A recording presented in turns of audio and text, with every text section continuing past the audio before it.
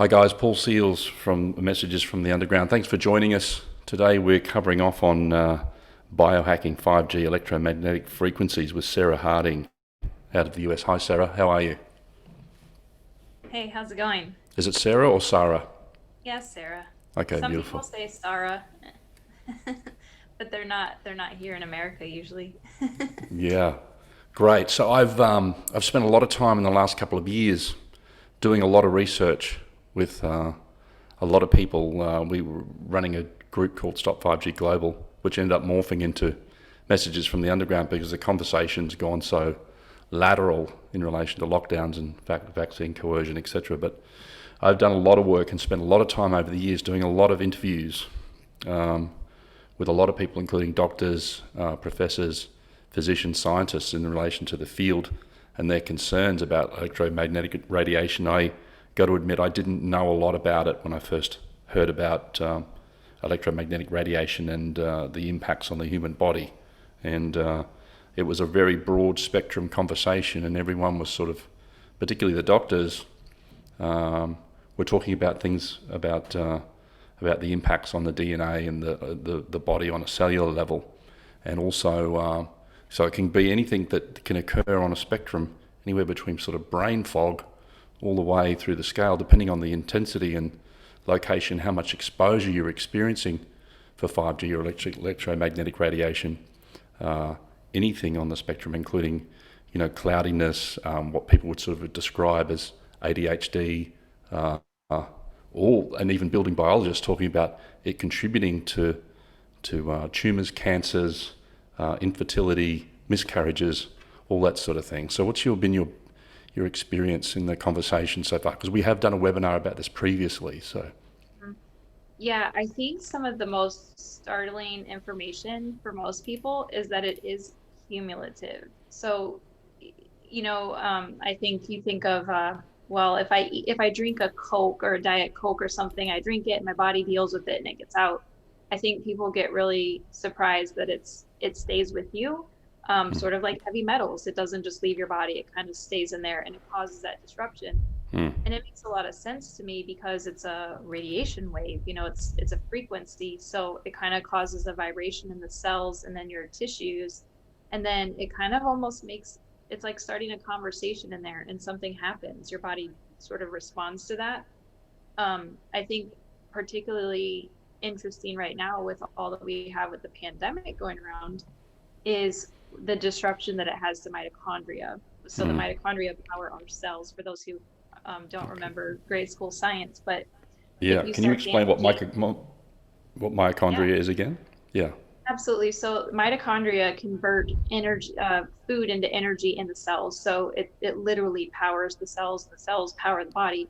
So when you start to deteriorate the mitochondria inside the cells, then you start to cause cell damage and tissue damage. And we can feel that in fatigue, poor muscle recovery, weakness, Alzheimer's, ADHD, like all those things that you were just talking about. So this is the part where when you go and study EMF and 5G and you're like, well, we can't conclusively say this causes tumors. No, EMFs and 5G exposure doesn't just directly cause the tumor. What it does is it causes the disruption in the cells of the body, and the response is tumor growth or tissue damage or brain fog or poor cognitive function, all those things. It's a byproduct. And that's where we get labeled these crazy people with these weird ideas, right? Because we can't have a linear study that says A plus B equals C. Yeah. You cannot get that, not with this, because you don't know what's going to happen inside yourselves. So it's kind of unfortunate. It's really unfortunate. Mm. And I guess the thing as well is that people can what we can't perceive, what we can't see with our senses. It's really difficult to comprehend. And a lot of the doctors, including we've got leading specialists in Australia that are doctors. Dr.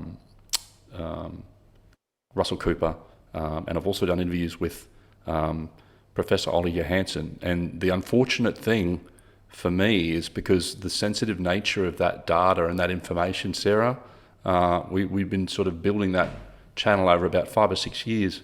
Just in the last month, they deleted our YouTube channel with hundreds of videos and thousands of followers. So it's very interesting. There wasn't anything conspiratorial. There wasn't anything untoward. It was just a lot of information from doctors and professors and building biologists and that sort of thing. And yeah, it was interesting to have that experience. So unfortunately, we've lost a lot of that information. Yeah, it's hard. And that's where, we have a Telegram channel set up. We'll make sure that the link is easy for you to find. Yeah, But it's just Telegram, it's Biohacking 5G. So people can look for that. We'll great. pop the link here in the replays and things like that so you can join it. But as long as we can find a channel to have a conversation, we'll be trying to share that information as much as we can. We might have to start handwriting it and sending letters again sometime soon. We'll be going back to courier pigeons or something soon, I think, I know. Sarah. Hopefully we can at least type and print it out, because I feel like with the internet, people have horrible handwriting now. So Yeah. Yeah, so you've got some information and some slides to share with us as well? yeah, absolutely. If you're ready for that, I can, Yeah. sure. So you So guys, you are, can I just create some context? So I'm looking at your signboard there as well. You are a super mum. oh, yeah, absolutely. So my background, you guys, is it's in health psychology. I used to be a professor and a teacher, and then I became a stay-at-home mom. Hmm. And I stumbled into organic baby food. That's how this all began, right? Just like making your own food. And then I Hmm. started questioning vaccines, and then it just spiraled. And here I am. I'm not quite where you are yet, Paul, but that's because I have little kids slowing me down. Yeah, well, it's the beauty of like having family and children and that sort of thing, and I guess that creates the context for what you're doing and why you're doing it. It's your calling, right? Yes. And Mm. so that's where this became a passion project for me, because I saw the 5G towers going up. I saw the internet was becoming so important. I put in quotes because really Yeah. we could live without it, sort of. And I was worried about my kids and the cumulative effect, because I can put them inside of protective covering in my own home, but Mm. the minute they go outside and they go elsewhere, there's no way to protect them, and it started to concern me. So I knew there had to be something on Earth that would protect us, and that's kind of what started my research. So Mm. I'll be sharing Great. that with you guys. I'll try not to talk too fast. I am. So Paul, if there's anything that Sure. you want me to clarify, feel free to interrupt me. It doesn't. Okay. Or if there's any Um, questions that come through from the group, yeah. I'll interject with Yeah, you. let me know. So I will use 5G and EMF kind of interchangeably, because the type of damage it does to your body, it's pretty similar. And Paul, you would know better than I. Some waves are more potent than others, but in Mm. general, they're both bad and they're both unavoidable. Yeah. And they're causing damage, like we've kind of established, and there's just not a lot of ways to protect yourself from it. And Hmm. I'm going to make us small so that doesn't block my slides here.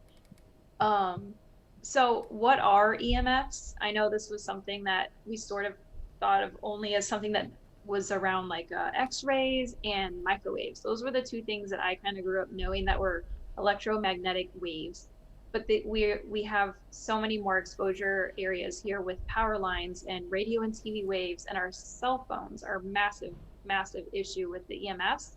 And add to that the 5G towers and the 4G towers, and you're just exposing yourself to multiple types of high wave frequency, and then the low frequency as well. So EMF waves range from low frequency electromagnetic waves to high frequency. And EMFs come from both natural sources like the sun and Hmm. lightning, and then just man-made sources. So Yeah. it's one of those things where you can't avoid it at all, ever, but the man-made sources are proving to be much more damaging. And my slide kind of talks about the ionizing and non-ionizing. That gets really deep, but I encourage you to kind of research that, Hmm. because it's true that no exposure is good exposure, but some of them, I don't want you to go into a panic. And I know that that's what happened to me at first. I was just thinking, I look outside and there's high line power lines outside that we can't avoid, and just all these things, and it started to really affect me with my anxiety. So please Yeah. understand that some are worse than others. I think that's the thing too. When they first discovered this, I know that I did as well, Sarah. When I first discovered this information, it's a little bit overwhelming because when you sort of discover it, and then how much, I know I didn't do it personally, but I know people that sort of sleep with their phones. They leave their Wi-Fi on. They hold their phone next to their heads. They Yes. live near electrical, high volume electricity towers, 5G towers, that sort of thing. So it's like you don't know what you don't know, right? Right. And what I hope to do with the information today is to give everyone some peace of mind and some control. So I don't want you to go out and change absolutely everything under the sun. You need to make changes one thing at a time and really understand what you're doing and prioritize. So I hope that this information will help you kind of do that. That's what happened to me. I freaked out. I started doing research, and I'm so thankful for the useless degree that I have that helped me figure out this information. But here are the top 5 sources of I have a sticky note stuck here. Um, Sorry about that. Uh, the top 5 sources of 5G in your home. So the cell phones, laptops, tablets, Wi-Fi routers, all of these things, microwave ovens, Bluetooth devices, headphones. You guys, the AirPods. The AirPods are super, super potent and super bad. I really don't recommend them at all. Fitness trackers, Alexa, Google, smart devices, baby monitors, all those wireless speakers, your wireless keyboards, your printers, smart electronics, and those water, like the smart meters. Do you guys have those there, Paul? Yeah, we Like, certainly do. okay. I They're, wasn't sure they're, if they're that trying was, to roll out the upgrades of those at the moment. So, yeah, great. Not good. So no. these are the top 5 sources. So, maybe start with 1 or 2 of these and see what you can do to reduce them. I mean, you can totally control the headphones and things like that. It's a little bit harder to deal with the Wi-Fi, with distance learning and things like that. So, but you can shut it off. And I'll talk about some ways to mitigate that here in a minute too. But these are the top 5 sources that you should be aware of. And what are EMFs doing at a cellular level? So you see the little picture of the cells here on my slide. There's a normal cell. It's like nice and round. There's no speckles all over it. And then when it becomes attacked by free radicals, which free radicals are normal, they're unavoidable. They're things that happen to us when we're eating, when we're exercising. It's just, again, part of life. Your cells are meant to die and be you have new cells growing in your body all the time, replicating. So the little red specks are signifying free radicals attacking the cell. And then you'll see the third image of the cell is it's really overrun with oxidative stress. It's turned gray and it has a lot of free radicals attacking it. Part of that is normal. But what happens when you're exposed to EMFs, the free radicals are produced inside of your body because that's what happens when you're exposed to something bad. And when we produce that in excess, then we're damaging our mitochondria, which I kind of talked about earlier. So the mitochondria is the thing that provides the energy to the cell, and then it also impacts your DNA, and it impacts your cell membrane, and also the proteins in the stem cells. And stem cells, if you've done any research or seen what people are trying to do with them, they're trying to regenerate stem cells to help with things like cancer and just genetic deficiencies and defectiveness that you can't overcome. So stem cells are super important to our health. And then this all creates something called oxidative stress. And oxidative stress just means oxygen-based stress. So we all have stress. We endure it every day of our lives. And then oxidative is there in the cellular level. So your cells are stressed out. That's what's happening with the EMF exposure. And oxidative stress is really damaging to the body. And I'll talk about that in a bit. But as we've kind of mentioned, we're bombarded 24/7. Can you think of a time in your typical day when you aren't being exposed to anything EMF or 5G related? I know I can't. I literally cannot, because there's certain devices in our homes that either we bought them and we can't replace them right away, that are already wireless. The smart meters are a big thing. If you aren't aware of those, do some research, ask your utility company and find out, do you have a smart meter? Can you pay a fee to remove it, or some people can't, some people can have options there. Yeah, So there's a really. I was involved with the 5G Crisis Summit with a lot of other speakers, including Robert Kennedy Jr. as well, Sarah, last year. And there's a really great documentary, if people get a chance to watch it, called "Take Your Power Back" by Josh DeSole, and it goes into all the details in that documentary, all about the concerns and why you should why you should be aware of the impacts and the type of electromagnetic radiation that the smart meters are giving off. So please check that's that out if you get a chance. Excellent. Yeah, that would be really helpful. Because that's one of those things that once you fix it, you're reducing your exposure significantly. And it's just one of those things you can check off your list. Just for perspective, in the last 100 years, we've increased our exposure 1 billion times. So that's not a typo. That 1 billion, comma, billion times is how much we've increased our exposure. And so when people talk about our increased heart disease and increase in cancer, increase in autism and all these things, increase in fertility issues, just keep this in mind. It's because of the exposure to these things, the EMF and the 5G. So it's significant. It's truly significant. Everyone should start caring about it now, because that's in the previous 100 years. And you know that once you hit technology, once it starts to increase and modernization increases, then it goes even faster, because you can have great breakthroughs with the technology that we have, and so that just accelerates. Obviously, look how quickly we went from regular cell phone towers to 5G. It was Yeah. so fast. I mean, Are they, I got my sorry, Sarah, you go. no, go ahead. Are they, so during the lockdowns in the last 9 months in the States, are they rolling out the, I mean, I know they are in Australia, they're rolling out the 5G infrastructure and towers at an exponential rate at the moment. Yep. Yeah. And it just happened so quickly. And I mean, I got my very first cell phone when I was 18, and I mean, you would have blackout. So that's what, 20 years ago, you'd have blackout ranges everywhere. You would have cell phone service in your town, but then if you went out on the back roads in the country, there was like no cell phone service. And here now there's cell phone service everywhere. And there's internet, the wireless data. So in 20 years, it's just grown so much, and it's scary. So Paul touched on this a little bit at the beginning. So what does EMF damage look like? Because it's not something that you can go get tested for at the doctor. You're not going to get a doctor that says, oh, I think you should reduce your EMF and 5G exposure. It looks like it's really bothering you. You will not hear that, not even from a naturopathic doctor or any of those other alternative doctors, because it's not something that you can recognize. No. It contributes to other issues. There's probably only about 5 doctors in Australia, for example, Sarah, that have any knowledge of electromagnetic radiation exposure. Yeah. Yeah. And recognizing it, I mean, you just have to, it's kind of like, well, are you sedentary or not? If you're sedentary, that's contributing to your poor health. Do you have lots of EMF and 5G exposure or not? If you do, then that's probably contributing to your poor health. That's pretty much where it's gotten this day and age.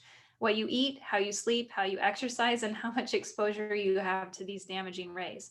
It's all part of your health. So, of most concern to me, and I'm sure to you guys listening to this, is the impact of the disruption to the blood-brain barrier. So, the best way to describe it is just when you're communicating, and when your brain is communicating with your body, or your brain is communicating and you're speaking, those things start to slow down. Some of it's from the mitochondria damage, and some of it's just from like the flow of your blood and your organs just kind of being sluggish and unhealthy. Obviously, cancer is a very big concern, because any oxidative stress that takes place in your body creates inflammation. And the inflammation, when it gets so high, it causes the genes that you have in your body, your DNA, it causes the genes to erupt into whatever dirty hidden thing you have there. So if you have pancreatic cancer hiding in your genes, or you have colon cancer, or any of those types of cancers, the more you agitate it with inflammation, the more likely you are to actually develop cancer. So keeping that inflammation down by addressing oxidative stress is one of the best things you can do. And the EMF 5G, it contributes to poor quality sleep, especially if it's in your room. And it's amazing to me, our neighbors obviously have their internet, their router or something. It's right on the other side of my house. So in my bedroom, I can hear a buzzing sound, and it keeps me awake at night. And I tell myself every day, I'm like, that is probably their internet. It's probably their wireless router, and it's very damaging. Yeah. Just for anyone that's got, like I said, I had no knowledge of this previously, and people told me they were EHS sensitive and that sort of thing, Sarah. And yeah, it's been an interesting journey for me to get the experience, but I have experienced personally electromagnetic radiation exposure, particularly when I've unknowingly gotten close to towers a couple of times. And what that feels like, if anyone that's had that experience before, you have like a lightness of breath, like you find it difficult to breathe deeply, and Mm-hmm. also there's like a prickling sort of sensation on the skin and that sort of thing. That's what I've experienced personally firsthand with exposure. That, that's so scary. Hmm. Uh, yeah. The last kind of high risk issue that comes along with this exposure is infertility issues, which again, we can't just say EMF and 5G exposure causes infertility. No, what happens is your body stops functioning the way it's supposed to function at the cellular level. So that's why this is so difficult for us to feel, to see, to recognize, and it's cumulative. So it just keeps happening. Now, I told you guys that I got started in all this natural minded stuff because I had kids. I was pregnant, had my first baby, and was really concerned about all that stuff. And so, kids and EMFs and 5G, it's so critical that you understand how dangerous this is for them because they are the most vulnerable and susceptible population to EMF damage. Under 12 years old, they have more body water content, which allows them to absorb more radiation, and the bone marrow also absorbs 10 times more radiation than adults. They have thinner skin, so more radiation can actually penetrate their protective barrier. And their brains are still developing, so they have more water and less fat than adults and are more susceptible to radiation absorption. So these are all the reasons that they are more susceptible and why it's even more important that we do things to protect them and really just teach them not to be reliant on the technology. And as a homeschooling mom, it would be so easy for me to just be like, oh, let's use Google or DuckDuckGo, to do some research. Instead, I've had to really dig around and try to find encyclopedias so they can do research from a paperback Hmm. book, which I'll tell you is limiting. They do not update encyclopedias and things like that the way that they do the internet. So, but we have to teach them when they're young to try to mitigate that Yeah. exposure as much as possible. Absolutely. It's interesting too because I remember reading, I can't remember the accurate numbers, Sarah, but I remember reading about people like Steve Jobs and that sort of thing. They would limit the amount of screen time or tech usage to whatever it was, an hour a day or something or other. And I don't know whether that was particularly for because of the health reasons or because of the content or whatever, but it's interesting that they used to do that as well. Yeah, honestly, it's become pretty mainstream for people to accept that there are harmful blue lights, which I'm wearing these funky little blue light blockers, light ones right now. They did accept that blue light was interrupting people's sleep, and they did accept that the lights glaring on the screen was causing kind of hyperactive activity in children. But I do remember Steve Jobs mentioning something about just the internet. And honestly, I think anyone who works in the tech field or even people who work from their phones and devices, you can feel it. You can feel your hands getting hot, you can feel them kind of tingling, and you can feel the aches and pains and the cramps and the phantom just like pulses. If you really pay attention, I'm pretty sure that most people, even if you're not sensitive, you can feel when you've had too much exposure in your hand. So anytime you use a phone, it's really best if you can place it on the table, and you can even get a stylus, even if your phone didn't come with one, and use it to maneuver instead of putting your finger on the screen. And if you can't do it all the time, that's fine. Being able to just reduce it as much as possible is one step in the right direction. Hmm. So Absolutely. here, that brings us to cell phones. Cell phone companies, if you read the insert that comes with your phone, it actually tells you to keep your phone 5 to 15 millimeters away from your body. It's in the user manual. And for reference, that's about, I don't know, 6 inches in my measurement here. I don't know what that would be for you, Paul, but it's about 6 inches. So there's no way you can put the phone up to your ear and actually hear out of it. So you should always be using the speaker. Yeah. That's about 150 millimeters. Yeah, Yeah. yeah. So heavy users have 80% increased risk of glioma, which is a type of brain tumor, after 10 years of use. So what is heavy use? I would have to go back to that study, but I can be pretty certain that if anyone spends like 30 minutes on the phone multiple times a day, that's going to be considered heavy use. So it's it's dangerous. So the quick fix would be turning that speaker on or using AirTube, not to be confused with AirPods. The AirTube headphones, you can find them now pretty regularly, and surprisingly, they have great sound quality and they're pretty comfortable. I've had a couple pairs myself. Yeah. Um, Yeah. they work nicely, and then turn your phone on the airplane mode as much as possible. Hmm. And Absolutely. don't keep it in your pocket. Don't keep it on your person. And ladies, don't stick it in your sports bra when you're working out. It's terrible for you. Yeah. So, It's funny, you mentioned there before as well about the pods, the wireless pods, just before, Sarah, in one of the previous slides.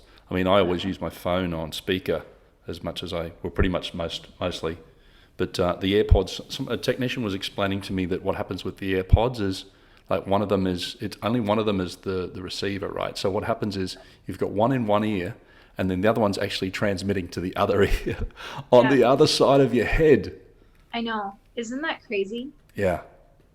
Yeah, so this is true about all Bluetooth headphones, but because the AirPods have, I guess you could say, high quality technology in them, their signal is stronger because, of course, they want you to have really clear hearing and sound. So they're very well made, which means the signals are stronger. So the Bluetooth devices, they emit a significant amount of EMF signals, like Paul said, from one side of your head to the other, crossing your brain. It's not going to go around your face and it's not going to go around the back of your head. It's going to go through your brain, through your head. And there have been no long term studies at this time on the Bluetooth headphones. They've literally said, even in mainstream publications, that they cannot conclude that it is risk free. They cannot make that conclusion. And usually they say, well, there's no reason to worry, right? If they believe that there wouldn't be a reason to worry, but instead they say, we cannot conclude that it would be safe. So we know there are known health effects to EMFs, so it makes sense to say that any type of Bluetooth headphones, especially the AirPods, would be a bad idea. So don't put them in your ear. I highly recommend the AirTube headphones if you have to, which I do sometimes need them, around kids. But again, speaker is a good way to go. And Paul, feel free to interject here with 5G because I know I'm not going to cover all the details, but hopefully Paul has some more content we can share in the Telegram channel that still Yes. catch you up to speed. So that make sure you jump into that. But so what is it, and why are we moving to 5G? Paul, this might be better for you. Why are we moving to 5G? What's the big perk, I guess, in Okay, well, this is the intention. So 5G is because of the fact it's shortwave radiation, which means that they need to have a lot of towers positioned. But this is actually moving towards what's called the Internet of Things. So the Internet of Things will ultimately have all the devices be connected to each other, including we're talking about smartphones, smart TVs, smart fridges, smart cars. So what the intention is, and this is really quite a concern because it's still very much early days. Another interview that I did, Sarah, with was another gentleman by the name of Arthur Furstenberg, who wrote the book called The Invisible Rainbow. And I'm going to try and find, hopefully other people have downloaded and kept their copy of that video that I've done the interview with him. But he goes into detail about, like, we're already experiencing levels and increases of the concerns with 3 to 4G, and then we've got like 5G. So what 5G enables is all the technical the devices to be speaking to each other, to be connecting to things like smart meters, so that they don't, all those people that were doing jobs like reading meters and that sort of thing, all those devices can be, and systems can be automated. And that's why they're moving towards those things. Ultimately, once it goes to other levels of G, a lot of the like 6G plus, etc., what that'll have the ability to be able to do is even like charge devices wirelessly, remotely, so they won't need to be plugged into a power source. So once the gradient of that starts to get increased, it's still very much early days, given the fact I'm not sure what it's like in the States, but there's a very, very small percentage of people that have taken up the 5G handsets at this point in time. But once that starts to make its way, for people that don't know any better, that's when the coverage and the exposure. So it's a convenience thing. It's having them roll out the 5G technology because they and I wanted to create the context and the preface as well, Sarah, that we're not the background with the movement and the education that we've tried to create is not about being technophobic hypochondriacs. It's nonetheless, we are experiencing technology at this point in time, but there are ways to be able to do it safer, including like cabling and that sort of thing. So through fiber optics, etc. So they're using 5G and electromagnetic radiation because it's actually cheaper for them as far as infrastructure is concerned, rather than having to run cabling networks, etc. Yeah. So that's a little bit of background from my side. Yeah, no, I remember it was early in the year. They were talking about here in the States, uh, installing more 5G towers so that they could make emergency services faster, like they could respond quicker. And I, to this day, cannot wrap my head around why that would matter. You Hmm. know, I guess they can pinpoint your location quicker and zero in on it, but it just seemed like such a huge project for something so, I don't know. I think they use that as a ploy because anyone would say, well, the faster they can get to my house with an ambulance, the better Yeah. chance that they can save my life. But using death as a fear tool always, of course. Yeah, they sort of tried that. We did ran the 5G. Well, the guys that ran the 5G Crisis Summit and some of the speakers that have been talking about into this space, and they'll sort of the 5G radiation is like a waste byproduct. It's actually pollution, and you Mm, have like the EPA or something in the States. yes. Hopefully those guys start to get involved and start looking at it a little bit more closely. But yeah, that's the narrative. They sort of trot out the thing that a doctor on the other side of the country will be able to, if they have the technology is basically everywhere, that they can carry out surgery robotically from the other side of the world and all that sort of stuff. But the health concerns still far outweigh the exposure to the electromagnetic radiation far more than any possible benefits. Right. And like this quote here from Dr. Martin Paul, putting tens of millions of 5G antenna without a single test has to be the stupidest idea anyone has had in the history of this world. And I tend to agree. I know you do too, Paul. Yeah. Especially given the reports that we had of the men and women who are mostly men installing these towers and their health effects just from installing them and testing them and setting them up. It was very negative for them. So imagine just being around it day in and day out. So Yeah. it's terrible. So now that we've scared everyone, how do you protect yourself? One thing you can do right now that's free is shut off your Wi-Fi at night, okay, at a minimum. Another thing is I wouldn't upgrade your phone to those 5G phones. I know eventually there's probably going to be no option. Hopefully in the next 2 to 5 years, we can continue fighting it and we can have some sort of information that proves that we cannot be forced to have a 5G phone. But if that happens, we need to be ready to think about discontinuing the wireless phone if possible. So put your phone on airplane mode when carrying it and don't sleep with it on. Make sure you put it in airplane mode if it's in your room. I actually recommend not having it in your room at all, just in case. Switch the Wi-Fi and the Bluetooth off of your device whenever possible, and never put your laptop on your lap. Your devices should not be on your skin and your body when you're using them. Keep your kids off the Wi-Fi enabled devices as much as possible. There are even plugs now, you guys, that you can plug your iPhones and your tablets into your modem, so you can use wired internet. You can use low or zero EMF baby monitors and unplug your appliances and devices when they're not in use. That includes lamps and things in your bedroom because just having them plugged in, they're still having some frequency transmitted throughout the night. Uh, Here's some ways that you can block EMFs in your environment. So those are things you could start doing right now without costing you any money. Here's some things you can do that you might have to invest in some items. And I know Paul has some great resources for this. So again, hitting up that Telegram channel, we can hopefully, and I'm sure the Facebook group still has information in it. It's just a little bit harder to find because of Facebook censorship. But if you use an EMF protective pad or blanket when you're using your laptop device or tablet, there's some debatable research on whether these actually protect you. They should be better than nothing. At least that's been my experience, Paul. I don't know if you have any other opinion on that, but Yeah, well, but there's things that you can do. There's also, you can get fabric for curtains. You can get electromagnetic protecting for paint. You know, blankets, that sort of thing. But ultimately, it's removal of as much exposure as possible is always the best remedy. right, Yeah. right. Refusing the smart utility meter and or using a smart meter guard. You can DuckDuckGo that or whatever your browser favorite browser is. Find a smart meter guard. Use dirty electricity filters in your home and office. Again, these are pretty easy to find on the internet, and hopefully there's some resources in the Telegram channel.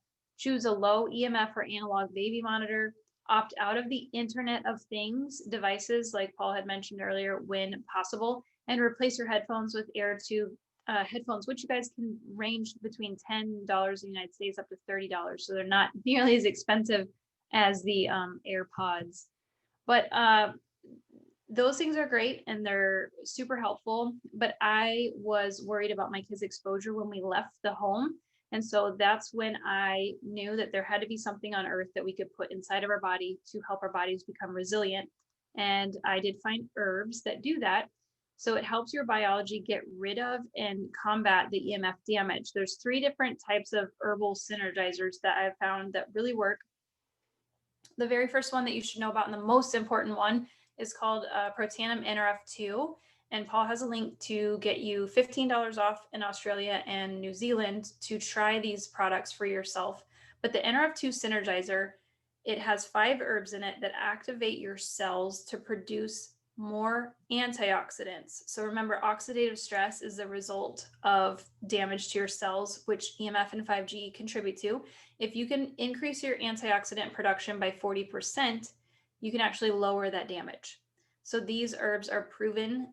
There's several studies that show how they work. And so if you want to see those, we can get that to you.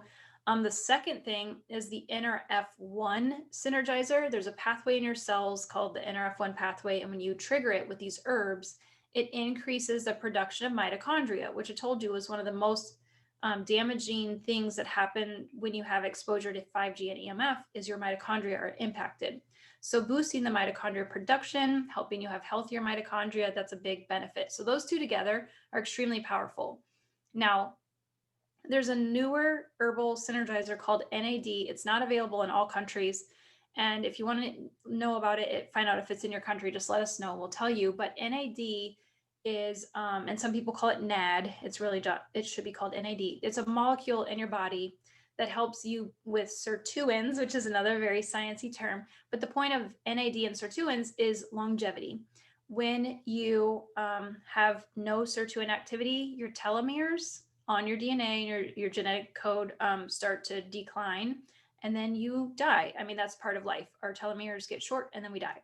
So this actually prolongs that a bit. I'm not saying that it keeps you from dying, but it prolongs that. It helps you age well. So you can imagine that these 3 things together can really help you cellularly with all the protection of from EMF and 5G. So the takeaway for this is, first and foremost, limit your exposure as much as possible. Do the things that don't cost you any money that you can do and get into the habit of those, because that's the biggest thing, is remembering to do those things every day. And this goes back to the easy button. So if you can't limit it, or you can't avoid being exposed to the EMF and 5G, you can look at dealing with it cellularly with these herbs. So science had already told us that our genes contain incredible abilities to keep our bodies healthy. And if you could leverage those genes with the flip of a switch, why wouldn't you choose that? It's just as easy as shutting off your Wi-Fi. So oxidative stress is what I was telling you damages the integrity of that cell. So the body's natural defense to that is to produce antioxidants so it can help maintain the cell's health. Unfortunately, your body's production of antioxidants slows down over time. So when this apple was a great representation, when you expose the apple, the inside of the apple, to oxygen, it begins to turn brown. It will eventually decay and die. And that's what happens to your cell when it's exposed to EMF and 5G. That oxidative stress just gets more potent, and it just spreads faster. So when you use the switch, when you activate the switch, the NRF2 pathway in your cell, with these 5 little herbs, ashwagandha, turmeric, green tea extract, ashwagandha, and bacopa, you put those 5 together, milk thistle, you put those 5 together in a really small amount, and they activate the NRF2 pathway to increase antioxidant production. So it lowers the oxidative stress by 40% in 30 days. If anyone wants to see the studies on this, we can absolutely get that for you. And this price is here in America. It is available in Australia and New Zealand as well. Mm-hmm. And so when you flip that switch, you can basically slow the oxidative damage. And that's the opposite of what happens with 5G and EMF exposure. It accelerates it. And so Washington State University said that NRF2 activation is likely to be the most important health promoting approach in the foreseeable future. And NRF2 may become the most extraordinary breakthrough in the history of health. It actually said medicine, but I'm not allowed to say medicine because that would be a claim that this does something medical for you because it's herbs. But I don't know about you, but anytime I see a mainstream medical institution say anything good about herbs, I'm paying attention because that means not only do I believe that herbs, we all believe that herbs are better than pharmaceuticals. That's where pharmaceuticals really got started. But when a mainstream institution says that herbs may be the most extraordinary breakthrough in the history of medicine, I think you should pay attention. That's really what caught my eye as well. So um, here's what happens with antioxidant production normally in your life. It's, as I've said, this happens to you normally. It starts to decline around the age of 30. And by the time you're 60, your antioxidant production's all but stopped. And when you take the herbal synergizer, Protandim NRF2, it activates the antioxidant production to pretty much keep it consistent throughout the duration of your life. So, how does that benefit you if you're not already sick? Well, if your body is able to combat oxidative damage consistently throughout your life, then hopefully all the exposure that you're having, all the negative things that are happening to your body on the outside, they're just not having the same effect cellularly. Aging is normal and it happens, but it's a result of oxidative stress. So, why do some people age poorly and some people don't? It all goes back to their lifestyle. And so, whoever's been exposed to the most oxidative stress, they're the most likely to be unhealthy. Even the super fit exercise gurus can have more oxidative damage than someone who sits on the couch all the time and doesn't go and exert themselves. So, this kind of helps even that out and it just keeps you resilient at the cellular level. And I know that not everybody trusts things like the National Institute of Health and PubMed, but these are a bunch of mainstream institutions who have taken their own money to study this particular NRF2 herbal synergizer. So you can go and look at it and see what they said. And like I said, anytime a mainstream institution says something good about herbs, then you better believe that it's even better than what they think it is, because they don't want herbs to be super powerful because they can't make money off of them the way that they can pharmaceuticals. So you can go and fact check this. I've listed out the some of the 26 peer-reviewed, independently funded studies that support how beneficial the NRF2 pathway activation can be. And then we're going to switch gears and look at the switches for mitochondrial health and sirtuin activity. The mitochondria is something that's just as important as the antioxidants for you. So the mitochondria declines normally, but when it does, it's reducing the power of your cell, and your body is constantly fixing and removing those damaged mitochondria and producing new ones. But just like with antioxidants, as you get older, your mitochondria production slows down over time. And so here's the NRF1 pathway in your cells that you can activate with these little herbs to increase mitochondria production. And it was increased by nearly 70%. So just imagine if you're being exposed to the 5G towers every single day, your mitochondria are dying, they're being disorderly, just dysfunctional, and you can increase them, the healthy ones, by 70%. It's going to help a lot with those side effects of exposure. So again, it's just going to repower the cell. So the sirtuins I was telling you about, which are, it's kind of new. It's been in research for the past 8 to 10 years. It helps reduce the gunk in the cell. So as the gears are functioning, they naturally build up gunk, cellular junk. And the body is activating the sirtuins that go in and scrub those little things up and clean it. But again, as you age, sirtuins slow down. And so the best way to increase that activity is to flip that NAD switch. And by doing that, this one was profound. It increases sirtuin activity by 100% in 24 hours. You can get the same effect by doing a significant fast, like an eating fast, so going without food for at least 16 to 18 hours. You can boost your sirtuin activity by 96%. Or you can just activate that NAD pathway with this little synergizer. This is not available in every country. It's extremely potent. So if you do try it, you need to ease into it. So what was interesting is when these three products, these three synergizers, all three switches were flipped at the same time, the results were kind of unexpected. No one really expected what we found out, but together they actually compound the benefits of each other. So the gray bars represent just taking the NRF2 by itself, and then the NRF1 in the middle, and then the NAD. So significant results there: 40% more NRF, or 40% more antioxidants, 70% more mitochondria biogenesis, and then 12% more NAD activity. But when you put all three of them together, they compound each other by, upwards of like 40% all the way up to 800% more activity. So together they form the Protanum Tri-Synergizer. It's actually a patented product because the three of them together are so profound. So kind of interesting. And to me, this is the quick, not quick. Yeah, it's quick. It's just a simple flip of a switch to support like better mood, better motivation, healthy longevity, better mental focus and concentration, better mental and physical energy. And it also supports your healthy inflammatory response and your vascular system. So these are the benefits, whether you're sick already or not sick already, and you just want to stay as good as you are now, and also just mitigate the damage that would normally come from exposure to 5G and EMF. So we have a couple things here for you tonight.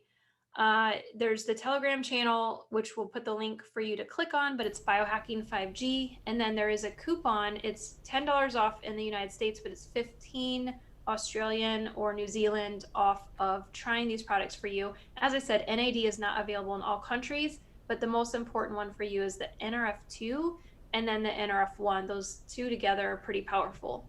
So I hope that wasn't too fast. Paul, is there anything? No, that's it. I think it's great. It's pretty on track. It's informative. So what you're saying, the Telegram channel there is in Telegram. So it's Biohacking 5G in Telegram. I'll post the link in the group for the recording as well, and also in the chat. And so what you're saying is that anyone in the world can use that link. So it's $10 off. $15 discount for Australia and New Zealand, and $10 off for anywhere else in the world. Yes. And Yeah. if anyone wants to see more science or studies, or they want to understand it more, please jump into Telegram chat and tag me or tag Paul, and we'll answer the questions. I've done an abundance of research on this, so I can definitely share some information. I feel like this is the easy button for the worried person who just feels like they need more protection, and they can't outrun it. Yeah, that's great. So that's, like we said, all those, thanks for those tips and those pointers about how to reduce EMF 5G exposure, and also that's like the removal of the source wherever is possible, or reduction. Like pretty much, there's hardly very many 0 points in EMF in the planet at the moment. They're talking about all sorts of technology that's going to make it more difficult. So just managing that process, and there's something that people can take as a supplement internally to counteract the potential issues with oxidative stress. Yeah, absolutely. Hope it was helpful and encouraging, not scary. It was great, Sarah. Thank you for your time, and thank you for everyone for listening in on this broadcast or watching the video back later. And so the links for the Telegram channel and the discount, etc., will be there for anyone. If there's anyone wants to jump in and ask any questions for myself and Sarah, please join that Telegram channel, and we'd love to chat to you in there, and I'll post some more resources about some of the interviews and information, etc. Great. Thanks so much for having me. Great. Thank you, everyone. Thanks, Sarah. Cheers.